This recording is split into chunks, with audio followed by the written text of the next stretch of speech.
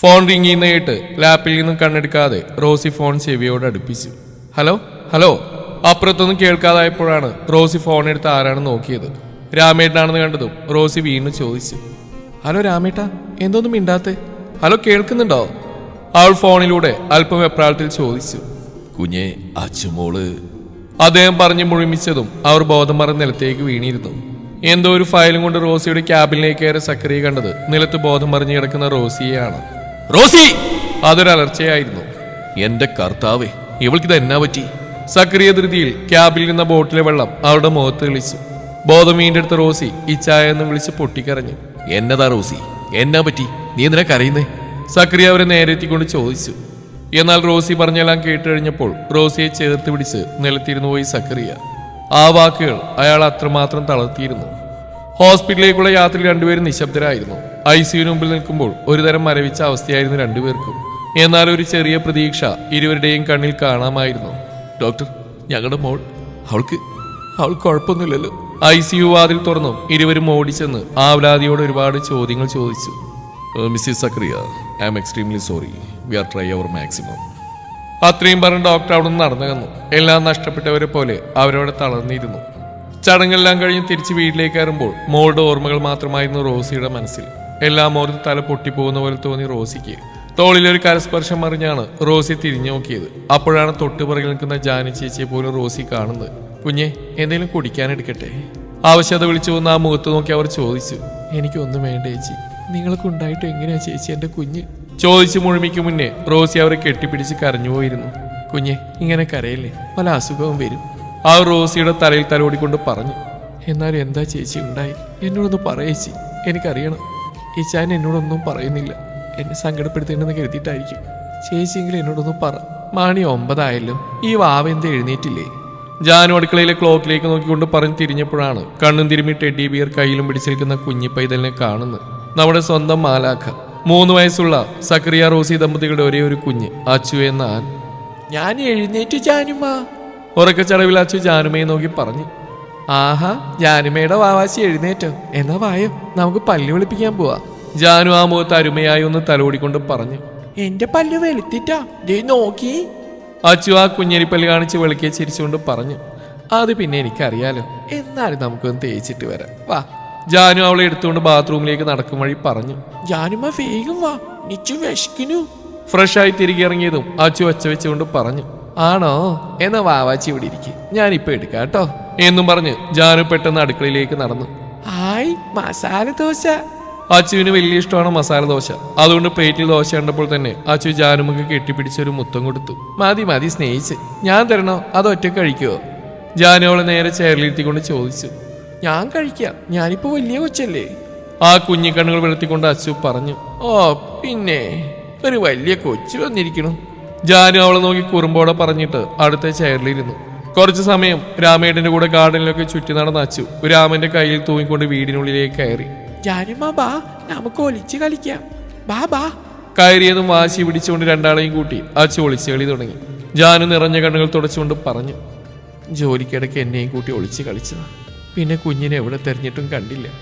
ഞാനൊരു രാമേട്ടനും വീട് മൊത്തം നോക്കി, പക്ഷെ വാവ ആ ഷെൽഫിൽ കയറി ഇരിക്കുന്നു ഞങ്ങൾ വിചാരിച്ചില്ല കുഞ്ഞെ. പറഞ്ഞു തീർന്നു അവർ പൊട്ടിക്കരഞ്ഞുകൊണ്ട് നിലത്തേക്ക് വീണിരുന്നു. ചേച്ചി എന്താ ഈ കാണിക്കുന്നേ?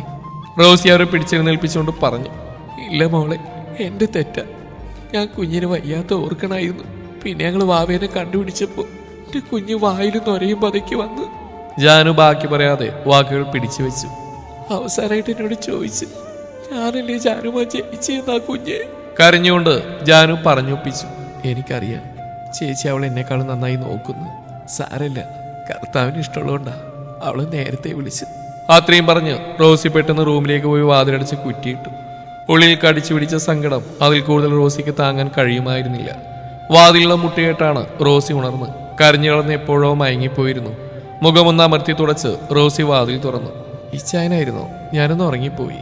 അവളുടെ വാക്കുകൾക്ക് മുമ്പിൽ ഒന്ന് അമർത്തി മൂളി അദ്ദേഹം അകത്തേര് വാതിലടച്ചു. രണ്ടുപേർക്കുമിടയിൽ മൗനം തളം കെട്ടി നിന്നു. ഇച്ചായ, അച്ഛന് ഒളിച്ചെളി ഭയങ്കര ഇഷ്ടമാണ്. ഞാൻ ലീവ് എടുത്ത അന്ന് മൊത്തം അവൾ എന്നെ കൊണ്ട് കളിപ്പിക്കും. എന്നിട്ട് ഞാനല്ലേ ജയിച്ച് പറ മമ്മ എന്നും പറഞ്ഞെന്നെ കൊണ്ട് അവള് ജയിച്ചു എന്ന് പറയിപ്പിക്കും. പറഞ്ഞു തീർന്നു ഇരുവരും പിടിച്ചു വെച്ച കണ്ണുനീർത്തുള്ളികൾ അനുസരണയില്ലാതെ പെയ്തിറങ്ങി. മമ്മ വാ, നമുക്ക് ഒലിച്ചലിക്കാം. വാ മാമ. അച്ചു. റോസി എന്നതാ, എന്നാ പറ്റി? ഉറക്കത്തിൽ നിന്ന് ഞെട്ടിയുണർന്ന സക്രിയ പെട്ടെന്ന് അവളെ ചേർത്ത് പിടിച്ചുകൊണ്ട് ചോദിച്ചു. ഈച്ചായ, അച്ചു അവളെ ഞാൻ കണ്ടു ഈച്ചായ. എന്നെ കളിക്കാൻ വിളിച്ചു ഈച്ചായ. അത്രയും പറഞ്ഞതും പൊട്ടിക്കരഞ്ഞു പോയി റോസി. എന്തു പറഞ്ഞ് ആശ്വസിപ്പിക്കുക അമ്മ മനസ്സിനെ എന്നറിയാതെ സക്രിയെ കുഴഞ്ഞു. മാസങ്ങൾക്ക് ശേഷം മദറൊന്ന് സംസാരിക്കുക അവളോട്. അവളിങ്ങനെ കാണാനുള്ള ശക്തി കൂടിയില്ല എനിക്ക്. ഞങ്ങളുടെ കുഞ്ഞു വിട്ടുപോയിട്ട് 6 മാസം കഴിഞ്ഞു. അവളുടെ ഓർമ്മകളിലൂടെയാ റോസി ഇപ്പം ജീവിക്കുന്നത്. വേറെ ഒന്നും വേണ്ട, അവളൊന്ന് ചിരിച്ചു കണ്ടാൽ മാത്രം മതി എനിക്ക്. തന്റെ ഉള്ളിലെ സങ്കടം നിയന്ത്രിച്ചുകൊണ്ട് സക്രിയ മദറിനോടായി പറഞ്ഞു. ഞാൻ സംസാരിക്കാൻ സക്രിയ. ഒരു ദിവസം റോസിയെ കൂട്ടിക്കൊണ്ടുവരും. ഇവിടുത്തെ കുഞ്ഞുങ്ങളെ ഈ അറ്റ്മോസ്ഫിയറൊക്കെ ചിലപ്പോൾ അവളിൽ മാറ്റം കൊണ്ടുവരും. നിങ്ങൾ എന്തുകൊണ്ട് മറ്റൊരു കുട്ടിയെക്കുറിച്ച് ഇതുവരെ ചിന്തിച്ചില്ല സക്രിയ? മദർ, അത് റോസിക്ക് പ്രഗ്നൻസിയിൽ കുറച്ച് കോംപ്ലിക്കേഷൻ ഉണ്ടായിരുന്നു.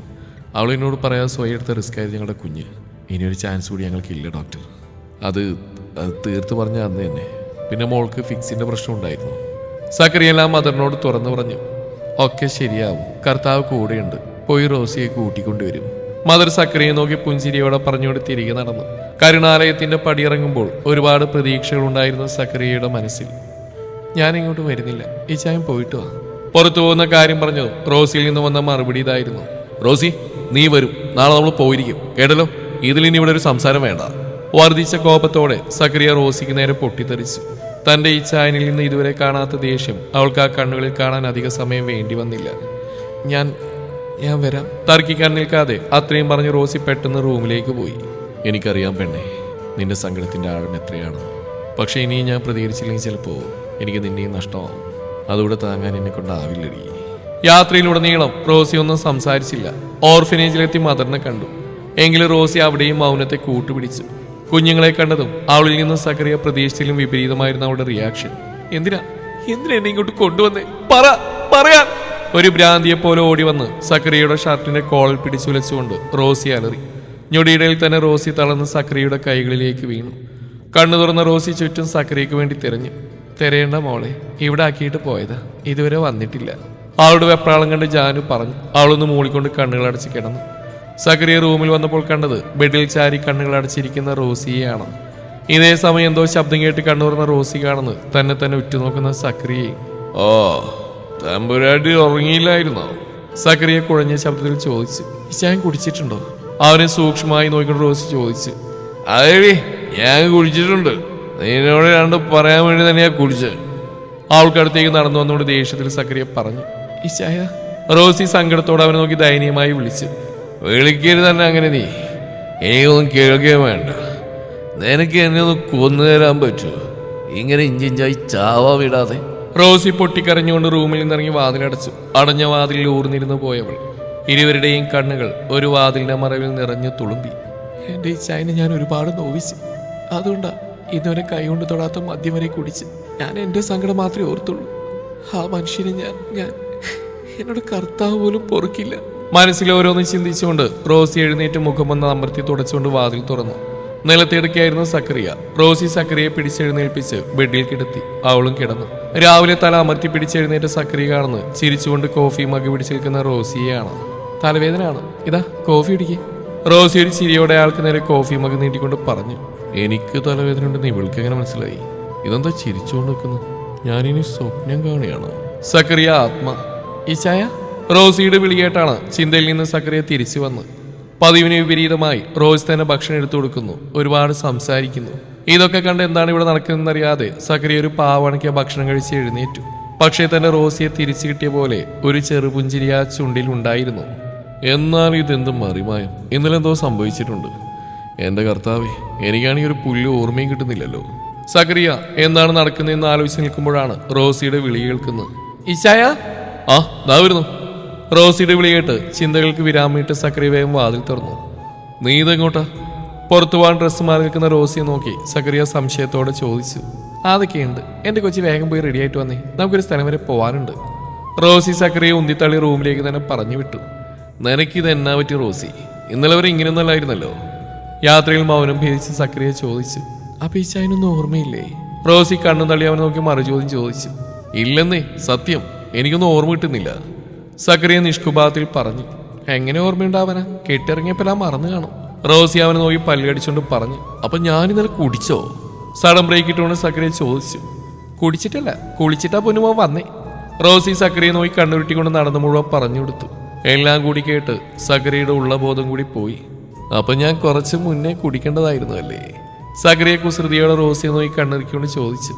അയ്യടാ, ഇത്തവണ ഞാൻ ക്ഷമിച്ചു. ഇനി എങ്ങനെ കുടിച്ചാലുണ്ടല്ലോ ആ കണ്ണ് ഞാൻ കുത്തിപ്പൊട്ടിക്കേ. റോസി സക്രിയെ നോക്കി ദേഷ്യത്തിൽ പറഞ്ഞു. ഓഹ് ആയിക്കോട്ടെ മേഡം.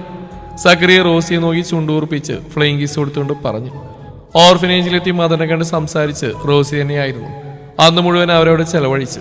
റോസി കുട്ടികൾക്കൊപ്പം കളിക്കുമ്പോഴാണ് ഒളിച്ചു കളിക്കുന്ന ഒരു പെൺകുട്ടി അവിടെ ശ്രദ്ധയിൽപ്പെട്ടത്. അച്ചുവിന് ഓർമ്മ വന്നു. റോസി ഓടിപ്പോയി ആ കുരുന്നിനെ മാറോട് അടക്കി പിടിച്ചു. യാത്ര പറയുന്നതിൻ്റെ ഇടയിൽ മദറിനോട് ആ കുട്ടിയെക്കുറിച്ച് തീർക്കാനും റോസി മറന്നില്ല. തിരിച്ചുള്ള യാത്രയിൽ സക്രിയ തന്റെ റോസിയെ തിരിച്ചു കിട്ടിയ സന്തോഷത്തിലായിരുന്നു. ഒരുപാട് നാളുകൾക്ക് ശേഷം അവളുടെ ചുണ്ടിൽ വിരിഞ്ഞ നിഷ്കളങ്കമായ പുഞ്ചിരി അത് അയാളിൽ നിറച്ച സന്തോഷത്തിന് അതിരില്ലായിരുന്നു. റോസി, ഈ റോസി. ആ എന്താ ചായ? നീ ഇത് ഏത് ലോകത്താടി? ഞാൻ എത്ര നേരമായി വിളിക്കുന്നു?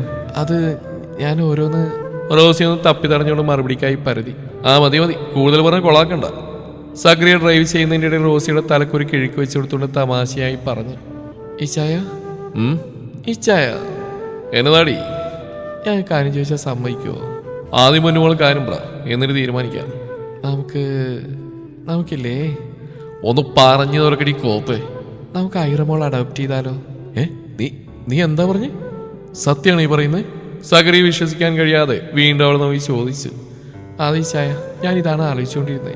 റോസി നിറഞ്ഞ പുൻസിരിയോടെ പറഞ്ഞു. ഞാനും ഇതിനെപ്പറ്റിയാണ് ചിന്തിച്ചുകൊണ്ടിരുന്നത്. പിന്നെ നീ എങ്ങനെ പ്രതികരിക്കുന്ന ആലോചിച്ച് പറയാതിരുന്ന? സക്രിയ ഏറെ സന്തോഷത്തിൽ പറഞ്ഞു. എന്നാ വണ്ടി തിരികെ ചായ, നമുക്കിപ്പോൾ തന്നെ മദനെ പോയി കാണാം. റോസി എടുത്തപടി പറഞ്ഞു. നിക്ക്, ഞാൻ മദനൊന്ന് വിളിച്ച് സംസാരിക്കട്ടെ, എന്നിട്ട് തീരുമാനിക്കാം എന്നും പറഞ്ഞ് സക്രിയ കാറ് സൈഡിലേക്ക് ഒതുക്കി പുറത്തേക്ക് ഇറങ്ങി മദനെ വിളിച്ചു.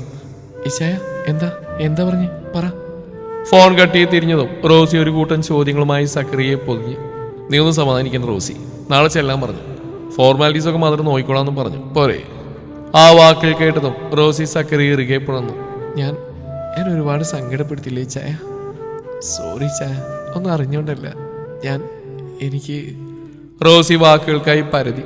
എന്റെ റോസി കൊച്ചിനി സെന്റി ഒട്ടും ചേരുന്നില്ല കേട്ടോ. സക്രിയ അവളുടെ നെറുകയിൽ മൃദുവായി തലോടിക്കൊണ്ട് കുസൃതിയോടെ പറഞ്ഞു. പോ മനുഷ്യ അവിടുന്ന്. റോസി സക്രിയയുടെ നെഞ്ചിലൊരു കുത്തു കൊടുത്തുകൊണ്ട് അവനെ ഉന്തി മാറ്റി. നമുക്ക് ഈ കുഞ്ഞിലൂടെ നമ്മുടെ മോളെ തിരിച്ചു തരാനാവും, കർത്താവിന്റെ തീരുമാനം. സക്രിയ റോസിയെ തന്റെ നെഞ്ചിലേക്ക് ഒന്നുകൂടെ ചേർത്തിക്കൊണ്ട് പറഞ്ഞു. ഒന്ന് നേരം വെളുത്ത് കിട്ടിയാൽ മതിയെന്നായിരുന്നു രണ്ടാൾക്കും. അത്രമേൽ ആ കുഞ്ഞിനെ അവർ ആഗ്രഹിച്ചിരുന്നു. ചേച്ചി, അപ്പൊ ഞങ്ങൾ പോയിട്ട് നമ്മുടെ കുഞ്ഞാവേയും കൂട്ടിയിട്ട് വരാട്ടോ. ജാനുവിനോട് യാത്ര പറഞ്ഞുകൊണ്ട് റോസി സന്തോഷത്തോടെ വണ്ടിയിലേക്ക് കയറി. വീണ്ടും ആ ഓർഫനേജിന്റെ മുന്നിൽ നിൽക്കുമ്പോൾ എന്തെന്നില്ലാത്ത സന്തോഷം രണ്ടുപേരിലും ഉടലെടുത്തിരുന്നു. തിരിച്ച് കരുണാലയത്തിന്റെ പടിയിറങ്ങുമ്പോൾ സക്രിയയുടെയും റോസിയുടെയും കയ്യിൽ തൂങ്ങി ഒരു 3 വയസ്സുകാരി മാലാഖ കൂടി ഉണ്ടായിരുന്നു. അവിടെ തുടങ്ങിയായിരുന്നു അവരുടെ പുതിയ ജീവിതത്തിലേക്കുള്ള കാൽവെപ്പ്. ഇതെല്ലാം കണ്ടുകൊണ്ട് സന്തോഷത്തിന്റെ 2 തുള്ളി കണ്ണുനീർ ഭൂമിക്ക് സമ്മാനിച്ചുകൊണ്ട് ആൻ കർത്താവിന്റെ സന്നിധിയിലേക്ക് യാത്രയായി. അവർ ജീവിച്ചു തുടങ്ങിയാണ് പ്രതീക്ഷയുടെ പുലരിയിലേക്ക്. മാലാഖ. രചന ജസ്ന ജാസ്മിൻ കെ. അവതരണം ഷാഹുൽ മലയിൽ. Editing Faisal CM Nooncheri.